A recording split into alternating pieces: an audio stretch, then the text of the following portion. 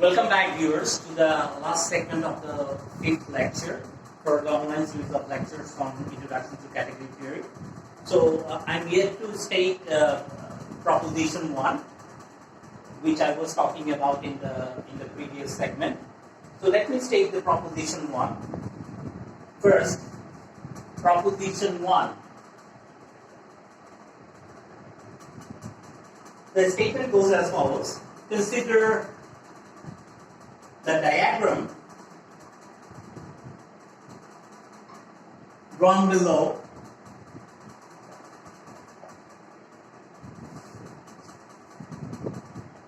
B prime to C prime via a projection by 2, and from B prime to B by a projection by 1, and from B to C by a map G, and from C prime to C by a map K. There is a corner sign here representing the fact that B prime is the pullback of B and C prime over C. In other words, we have B prime to be equal to pullback of B and C prime over the set C. Okay. And there is another map coming from A to B, which is called. So this is the diagram that we have. Okay. Whereas we have written down there where B prime is equal to the fiber product of B and C prime over C. Is a pullback.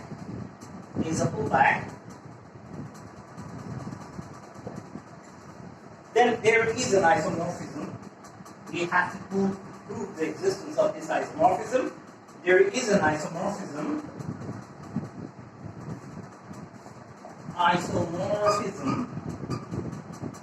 Okay,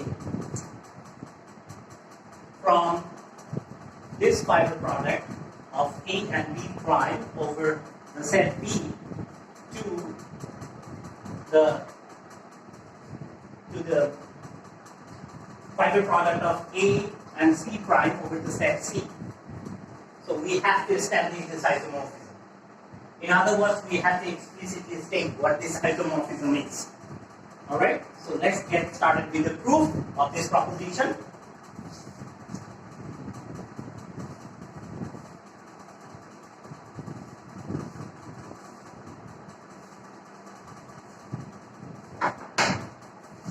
Proof.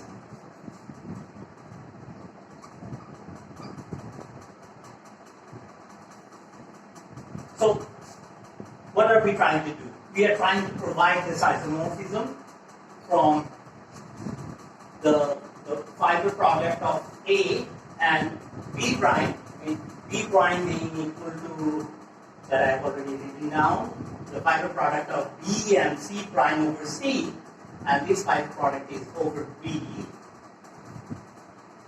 This is precisely the fiber product of A and B prime over the set B. 2. The fiber product of A and C prime over this set C. We have to establish an isomorphism. This isomorphism has to be established. Okay. Alright, so let's see how we can do it. An element of, so what is the general element of A? Okay? That's what we need to see first. We know the definition of fiber product, and from which we will be able to find out the general element of this fiber product. Let's try. An element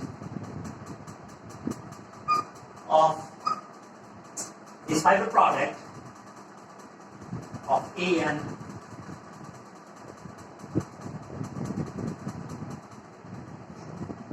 an element of this set is of course an ordered pair, is of the form, see, it is of the form A comma B comma C prime, right? This is an ordered pair where the first entry is this one and the second entry is this one. The second entry itself is an ordered pair because this second entry is an element of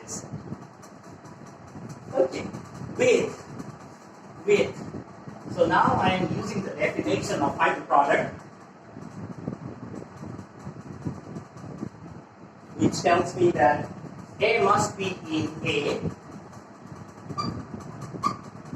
Okay. B must be in B, right? And C prime must be in C prime. And small c prime is in big C prime. Also, we need to satisfy and so they must agree with each other by the action of certain functions. Okay, I erased the diagram. I need to draw it here because I need the diagram. So I don't need this statement, the rest of the statement, but I need the diagram. Let me draw the diagram here on the right. So this is C prime, and this is B, and the set C is here, and there is a map from C prime to C, which is called K, and from B to C, which is called G. So the pullback of these two sets over this set C is precisely, let me write the pullback here, B, part of B, and C prime over C. So there is a canonical projection of this fiber product to C prime. The first factor, the second factor, which is phi 2, of course, and on the first factor, which is phi 1, I put a corner symbol here representing that this guy is indeed a pullback of this of the diagram that we had originally. Okay, and the set A goes to B via the map F. So this is the picture. This is the diagram. All right. So this is the general element of this set. And using the definition of fiber product, we immediately see that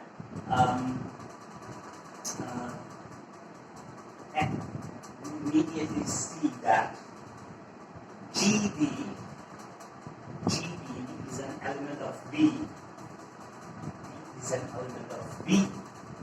So I'm just thinking about this fiber product, okay? Which is the fiber product of B and C prime over C. So B, small b is an element in B, and C prime is an element in big C prime. So GB must agree with KC prime, right? And this is some element in C. This is some element in C, which we call C, small c. This exists, which is in C. Okay, also, what other information that we can extract out of this diagram and the given information? We can also see that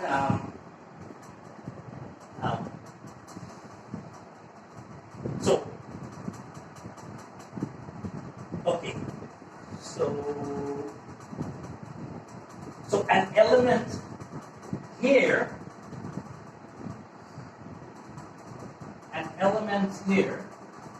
is B comma C prime. Okay. So upon the projection of phi 1, we will get B. All right. So if we want to construct this pullback, we can see that F of A is an element in this set, should agree with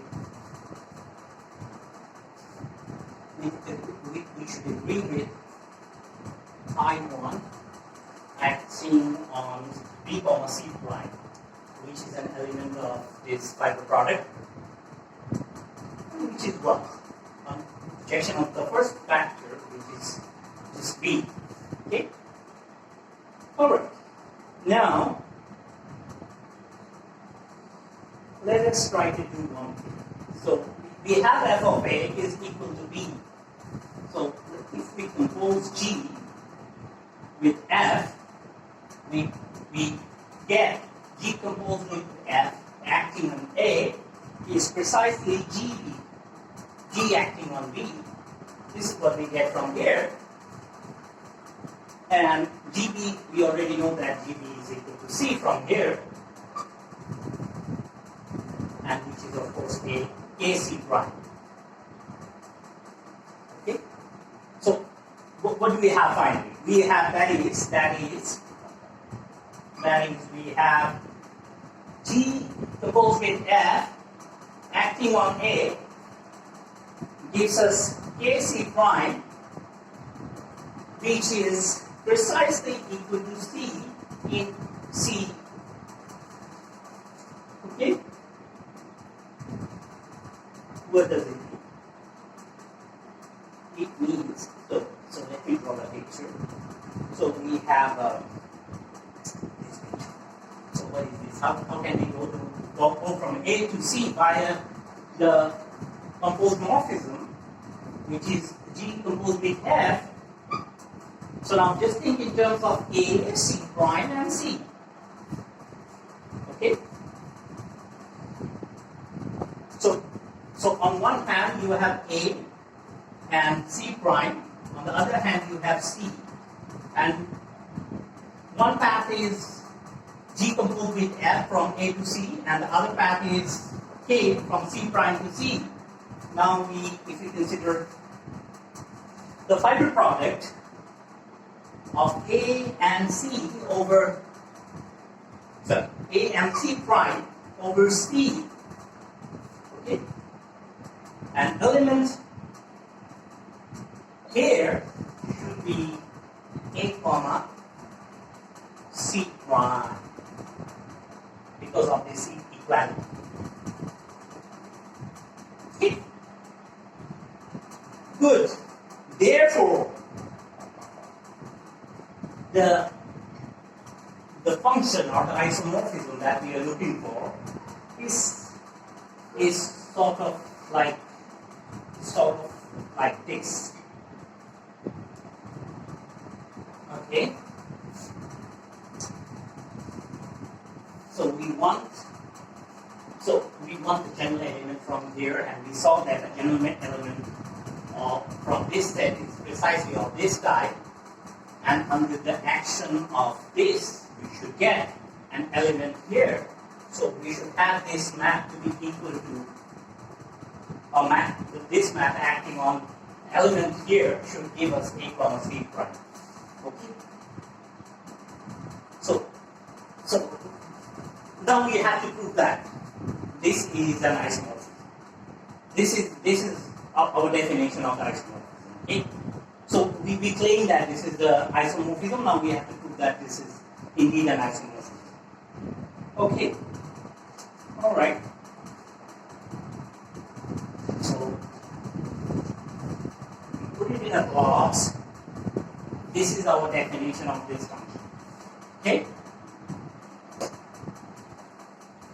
Okay. So the claim is that this is an isomorphism. So here is the claim. P defined by the box is indeed an isomorphism. So let me put an equation number here. Phi from A, this set A.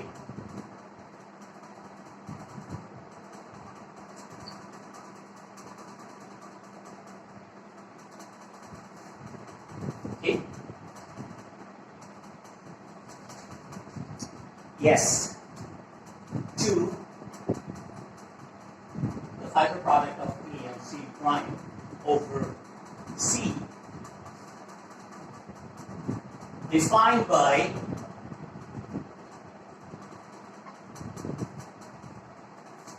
phi A comma B comma C prime equal to A comma C prime is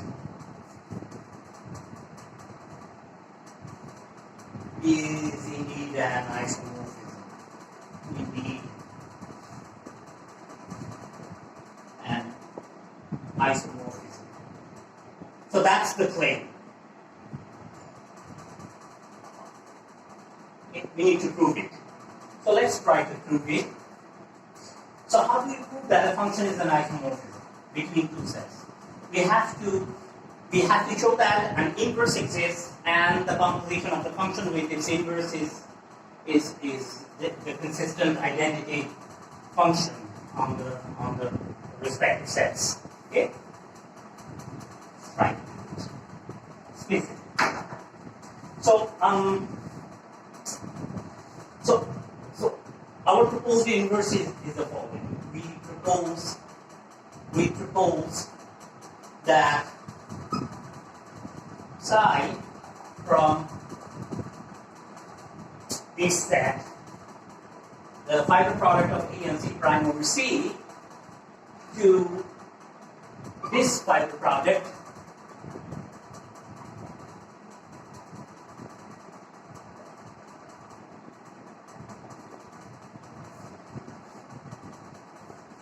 given by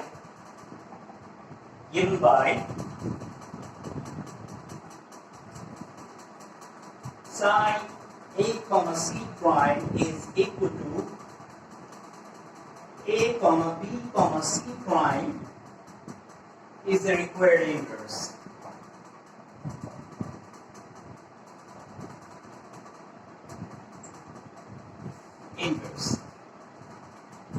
Okay.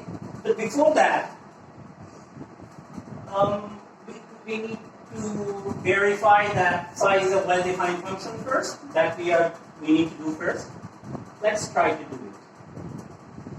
So, in order to do that, so I need that diagram again. So let me draw it again here. So C prime was the set here at the top right corner, and then there is a set C. And there is an arrow from C prime to C called K. And there was a set A going to B via F. And there was an arrow from B to C called G. And there was the composed function G composed with F. This is all. Okay. Good. Now let A comma C prime is an element of the fiber product of A and C prime over C. Okay? So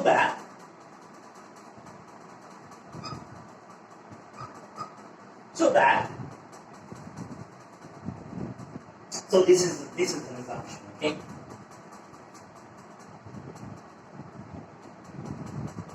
So we choose the generic element from this set. Okay? So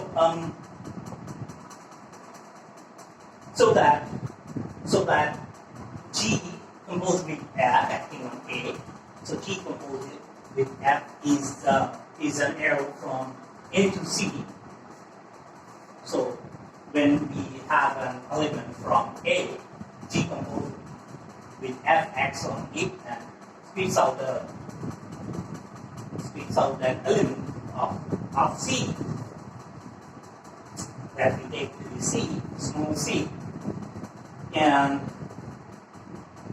it must agree with some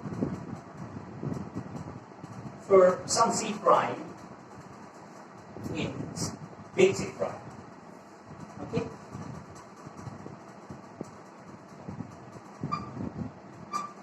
Okay. Because A comma C prime is in this fiber product, we must have, for every A, we must have a C prime so that this is satisfied. Okay?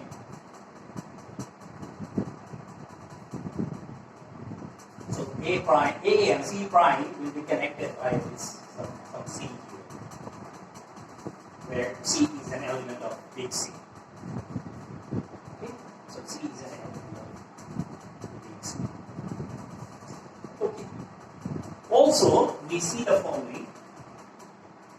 also let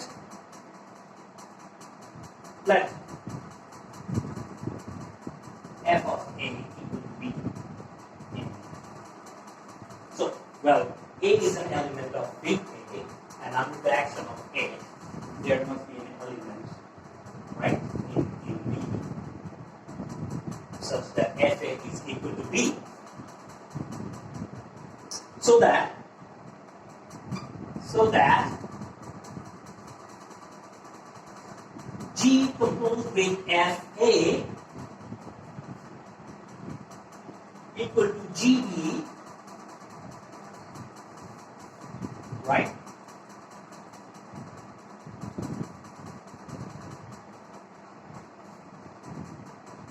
G composed with fa, we already know that G composed with fa is equal to C. So GB must be equal to C. And this C is of course equal to KC prime that we have here, okay? Using this equality. Alright.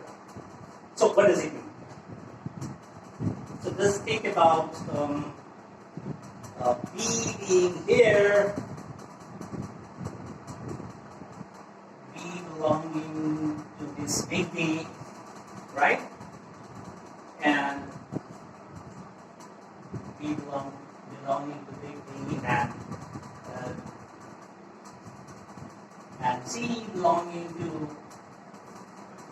big C, and C prime belonging to C prime, and GB, the G acting on B, spits out an element C, and A acting on C prime spits out an element C, which agree with each other. Therefore, we must have B comma C prime to be an element of the following fiber product: B and C prime over C. So, what did we get? We found that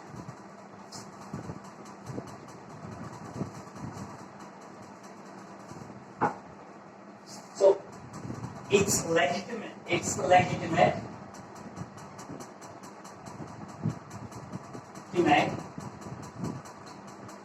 to define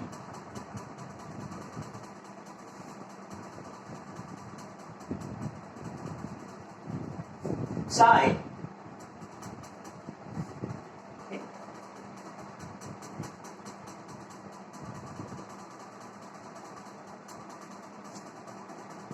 from A comma C prime.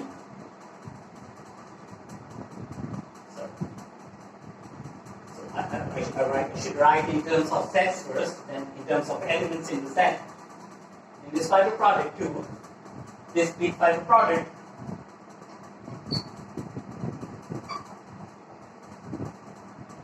overseen by psi A comma C prime is equal to A comma B comma C prime, since we have seen that B comma C prime is indeed here. So it's a well-defined function.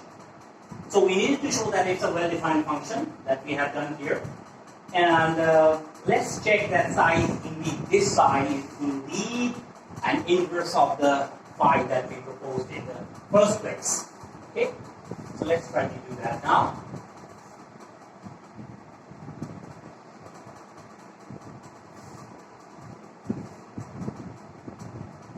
Then we'll be done proving that it's indeed an isomorphism. Okay. Now check. Psi is inverse of phi.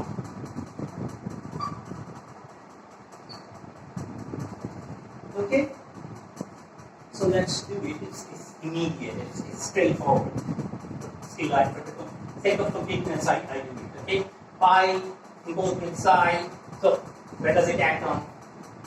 It must act on here. An element here. An element of this set is an overpair like this. Okay. So in the textbook, elements of such fiber product is given by triples, but I'm not comfortable with that, and that's why I'm choosing the elements of this fiber product to be order pairs instead of order triples. Okay. So it doesn't matter. It's just a matter of convention or the way you're comfortable. If you're comfortable with, I'm more comfortable with an order pair. That's why I'm using this. Okay. So phi composed with psi acting on A comma C prime is phi composed with this guy, and by definition psi acting on A comma C prime is A comma B comma C prime, right? And by definition of phi, this is A comma C prime. So what does it mean? It means that phi composed with psi is precisely the identity function on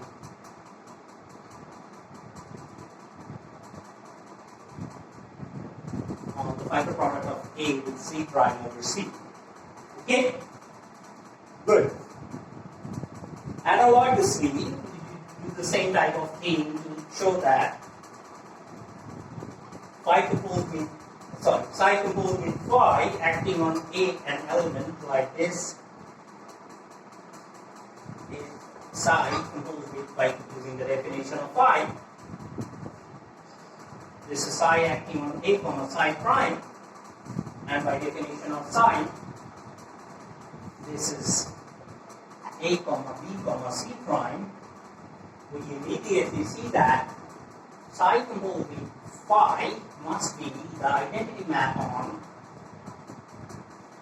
A cross fiber product of A with this set B fiber product of C prime, fiber product B with C prime over C. Okay? Okay. Alright, so this completes the proof that psi is indeed phi that we defined earlier was indeed an isomorphism. Okay, this completes the proof of the proposition. Alright, now an important notion of equalizer. Equalizer, what is the idea of equalizer? Okay, let me define it now. Equalizer. So now the definition of equalizer. Okay, so what I was telling about is the equalizers, and a closely related topic is terminal objects.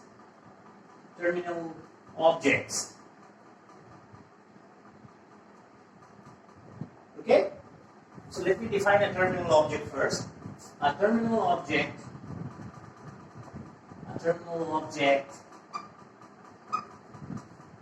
in an abstract category, in a category C is an object which we denote by 1, is an object denoted by 1 of C satisfying the following universal property. Satisfying the following universal property.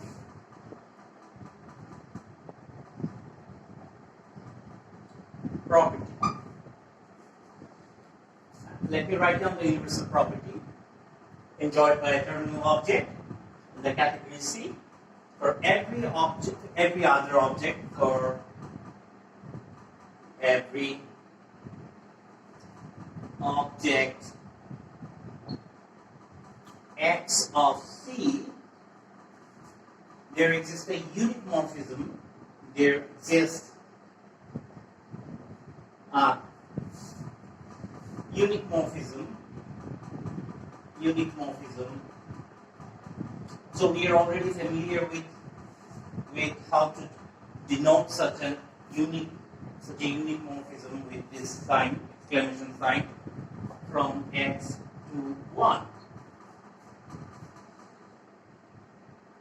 So it's like, you have all the objects of the given category, and you have that terminal object lying at the far end of the category, and you always have a unique morphism going from any object to that terminal object. Okay?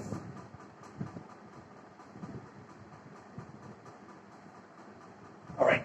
And the terminal object, if it exists,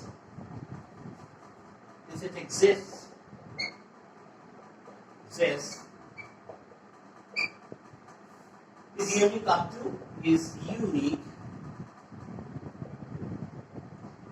to unique isomorphism. Okay. Let me give an example of a terminal object. So in the category of sets and functions between sets, we have denoted this category by bold-faced set earlier.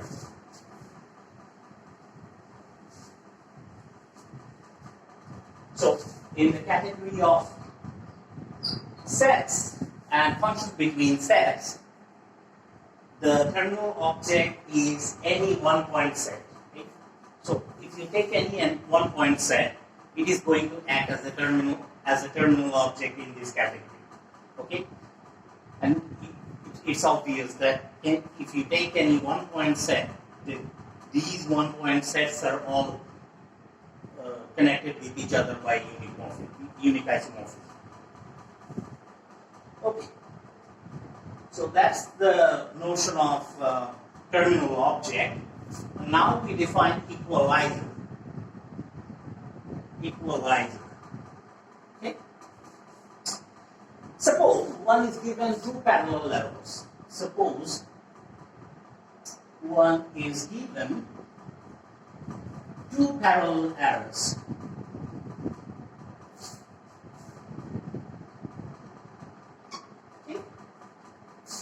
Between two objects, x and y, there are two given parallel arrows, f and g. So now, equalizer of these two functions between these two objects, or two sets, be more precise about, because we are dealing with this category of sets. So we have two sets and two parallel functions between these two sets, and we define the equalizer of these two functions as, this guy is defined as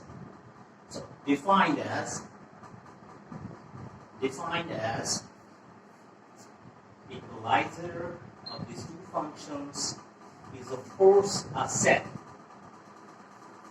right?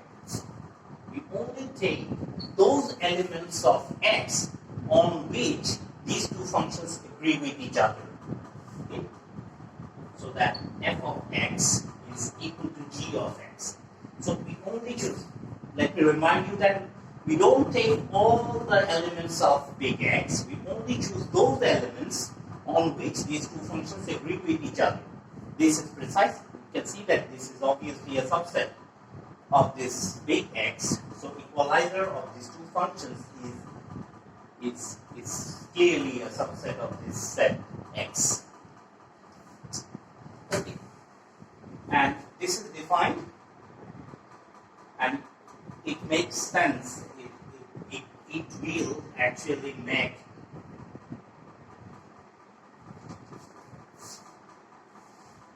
the following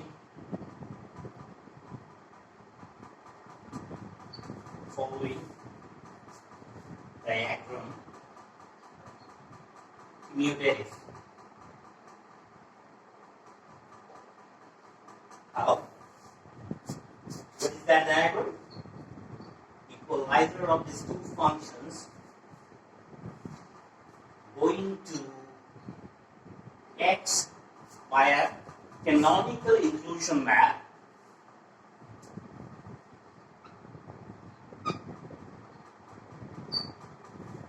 than the original diagram that we had in the first place. Okay? This has to commute. So the canonical inclusion map is just, since we have already seen that this is a subset of this big X set, so it is automatically included in the big set. And that's the canonical inclusion, which is an injective map. Where,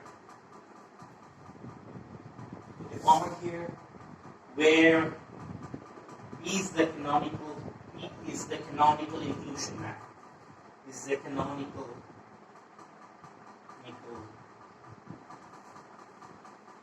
inclusion map. So, I hope you understand what it means by canonical inclusion map. If you have further confusion, just think about this example of the canonical inclusion map of the set of natural numbers in the set of real numbers. Okay? So under this canonical inclusion map, so one from here is mapped to 1 in the set of real numbers, 2 is mapped to 2 in the set of real numbers. It's just the canonical inclusion map. We take the same things to the same thing. Okay. Now, I want to state a proposition related to the universal property of this equalizer, and then we'll prove it. Okay?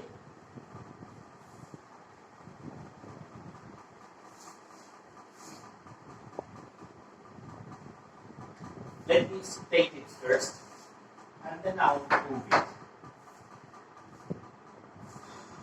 Okay, before I go over the proof, or even before I state the universal property of equalizer, I want to give you an example of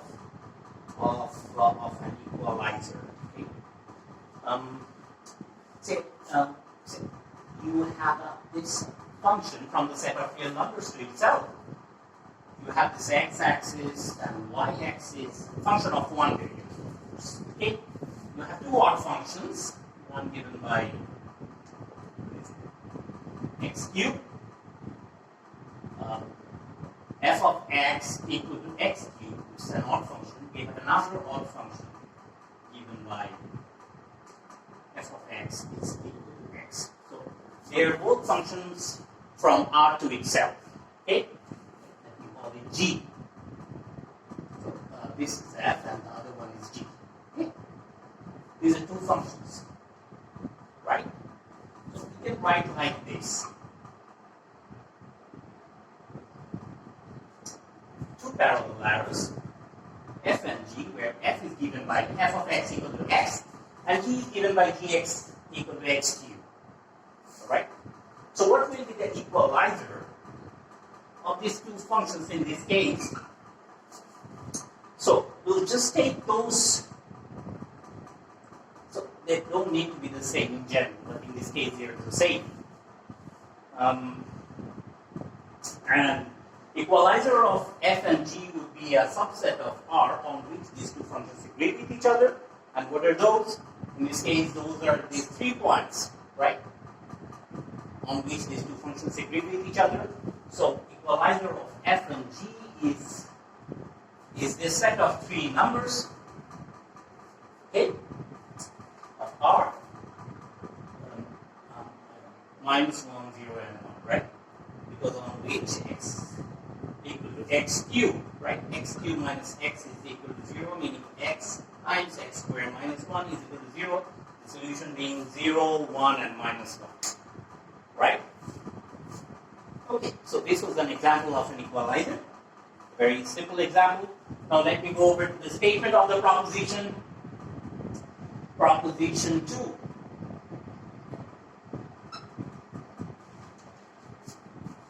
Let me erase this example.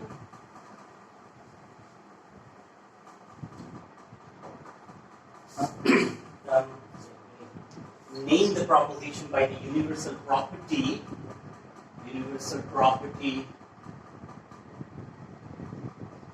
of equalizer. Okay, let A and B be sets and f, g be functions. Okay? A to B. Meaning that both the functions are from the set A to B, they are just parallel arrows. The equalizer f comma g with the inclusion map, I'm using a different notation for this inclusion map here. Inclusion map J from equalizer of f and g to A. Okay? Because I have already told you that this guy is a subset of this set A, so there is an obvious inclusion of this subset into the bigger set. Okay? And this satisfies the following. This satisfies the following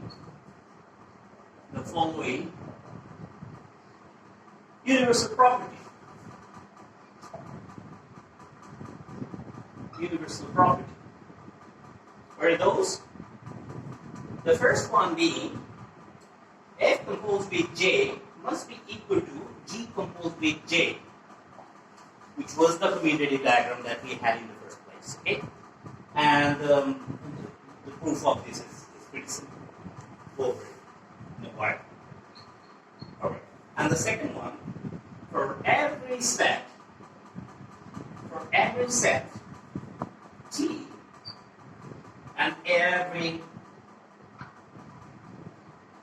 map H from T to A, so A is already given here, okay? Such that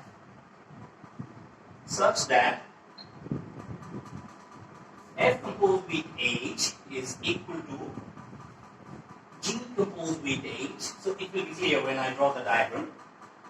There exists a unit map. There exists a unit map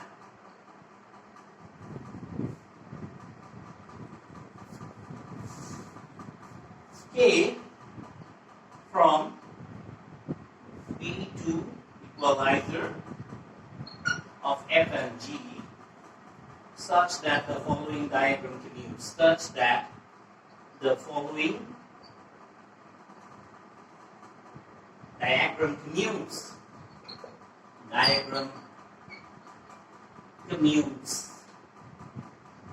Okay, and what is the diagram?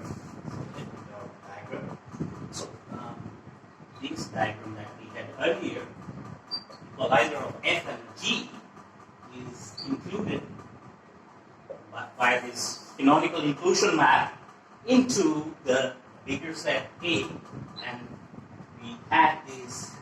Initially, we had these two parallel arrows between A and B, and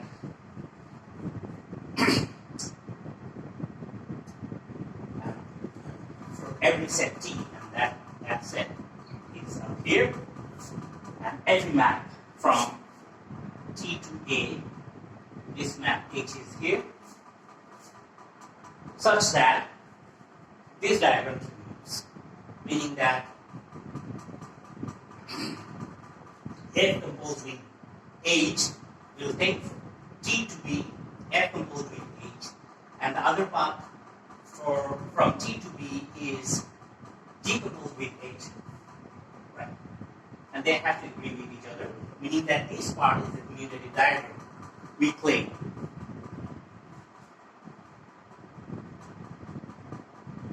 So we want this diagram to be commutative. In order for this to be commutative, and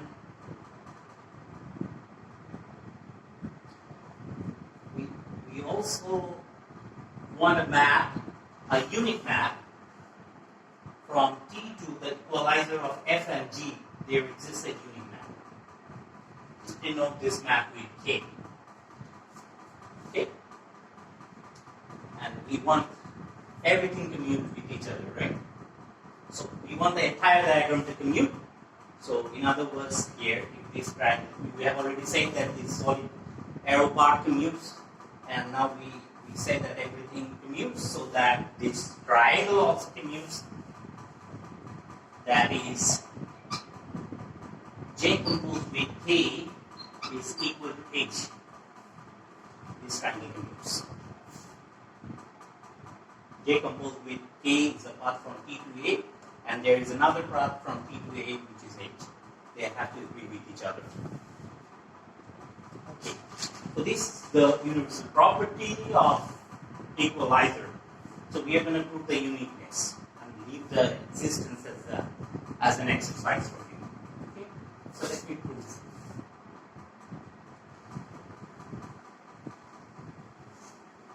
So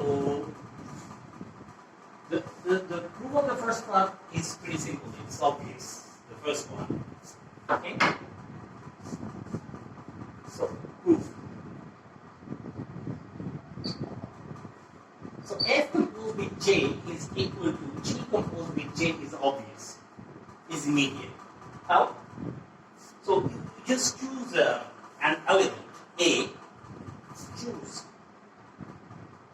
A from this equalizer, which is of course a set, and in particular it's a subset of this big set big A. Choose an element from this set. By definition of an equalizer, we know that f of A is equal to g of A, right? It follows from the definition of an equalizer. So first we choose an element from this set, and by the definition of an equalizer, f should be equal to g.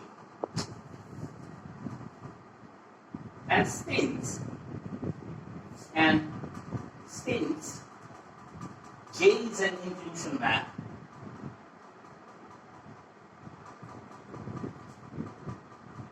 okay, from where to where? From equalizer of F and G to A. J acting on A should be equal to A. This is what we mean by an inclusion map. So the same thing is taken to the same thing. You remember the example that I gave for the inclusion of the set of natural numbers in the set of real numbers. So the same thing is going to itself. The thing is going to itself in the bigger set. That is it. Therefore, what follows then? Then F composed with J acting on A is equal to F of A, right? It's immediate, right? Because J acting on A is A itself, because J is the canonical inclusion. Okay, on the other hand,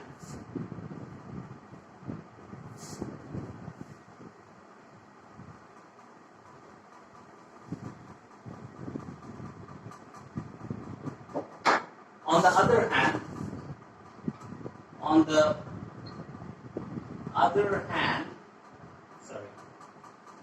other hand,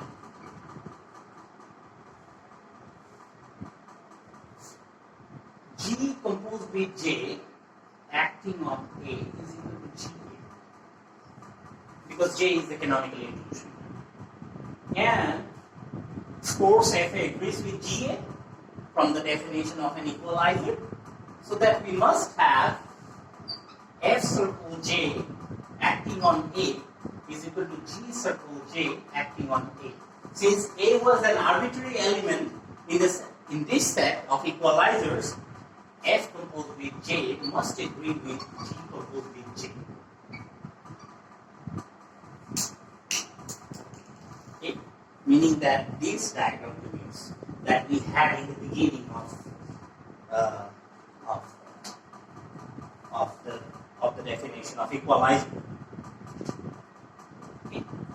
So now we have to prove the second part of our of the proposition. All right. Let's do it.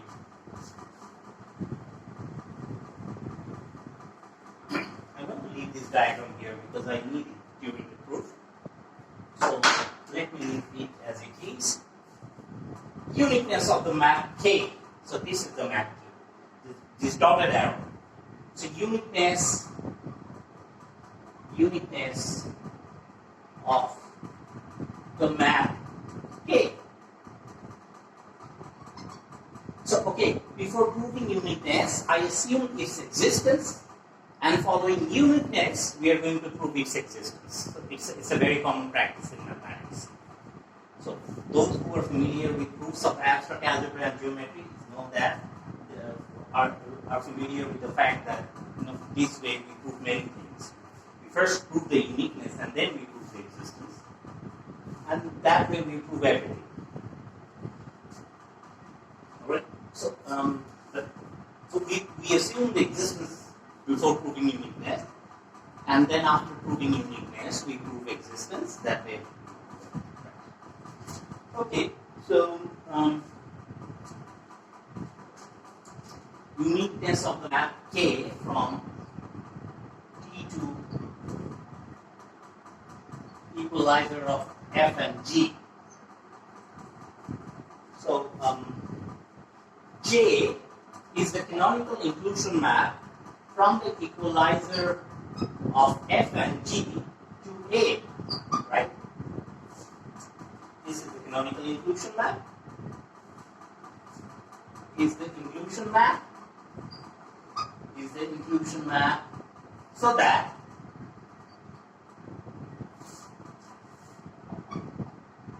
J of A is equal to A for all A in this set. Okay. Okay. Given T and H as above. By as above, I mean that the way it's given in the statement of the proposition. Okay. T and H. Look at this diagram and you'll see that T was for a set, for a given set, and H was a map from that set T to the set A. If K prime are both functions from T to equalizer of F and G. So what's the technique? The technique is that first I assume that there are two maps satisfying everything. Here, one is K and the other one is K prime. And then I'm going to prove that K must be equal to K prime, and that will establish the uniqueness of this map. Okay. Our maps such that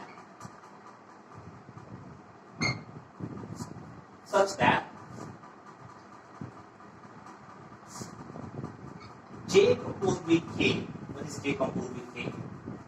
J composed with K meaning this map. Okay? From T to A. J composed with K is a map from T to A. Is equal to H, because we know that this diagram can be useful. Is equal to H, which is in other words equal to J composed with K prime, because K prime is another map satisfying the same thing. Like, K prime also requires the diagram to commute. So H has to be equal to J composed with K prime as well. Then for any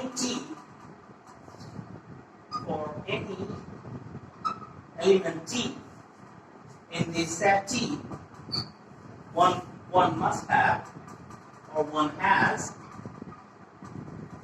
So I pick up an arbitrary element from this set T, and since this holds, K composed with T, which we define as A. So we define A as K acting on T. And where is A? A is in this equalizer set. Right? because A is a map from G to equalizer of F and G. So if we take an arbitrary element from T and under the map K, it will be mapped to an element of this set. We choose that element to be. So we name that element to A. We name that element as A. Okay. Now, also we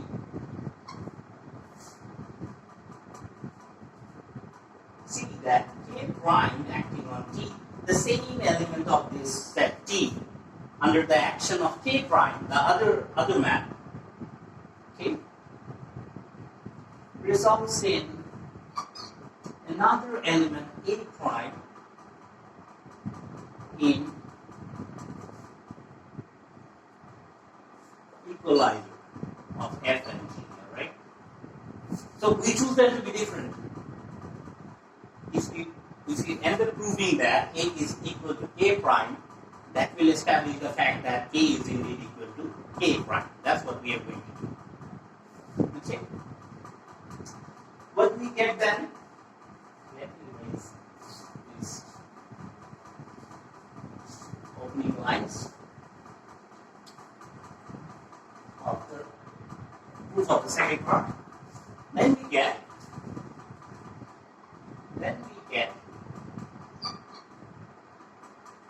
A is equal to JA, because J is the canonical inclusion map. And what is A? A is defined as K of T. So A is defined as K of T, that is J of A of T. So this is nothing but the composition of J and J composed with K acting on T. And it's J composed with K acting on T. From here,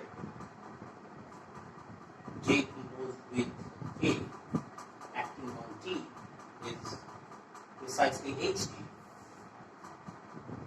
Okay? HT from the commutativity of this triangle or whatever we have written here. Okay? And of course, this HT is equal to this again, J composed with K prime acting on T, which is by the definition of composition map is this. And what is K prime T? It's K prime T. K prime T is defined as A prime, which is J of A prime, and J of A prime is of course A, because J is the canonical inclusion map. So what do we get from here? We get to KT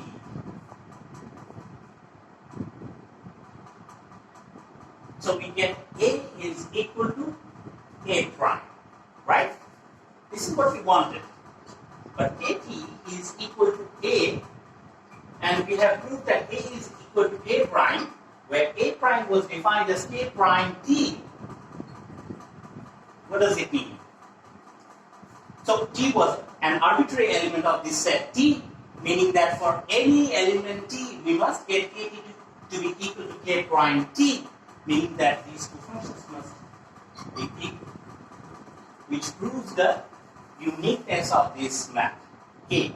Now you have to prove the existence of this map, so you give a good definition of this map K. So I give you the hint, check that KT defined by HT is a good definition. That way you establish the existence of this map K. Already prove the uniqueness. So this map K exists and it's unique. Okay. So that finishes the the fifth lecture. So what we are going to do in the sixth lecture? In the sixth lecture, we will give examples of how to O-log a product, because we did not give an example how you can O-log a product in this lecture. We're going to do that in the next lecture. And also we're going to introduce a very important notion called co-product, along with push out and co-equalizer. So the dual aspects of what we did in this lecture called product, impact, and equalizer. Okay, thank you very much for attending this week's lecture.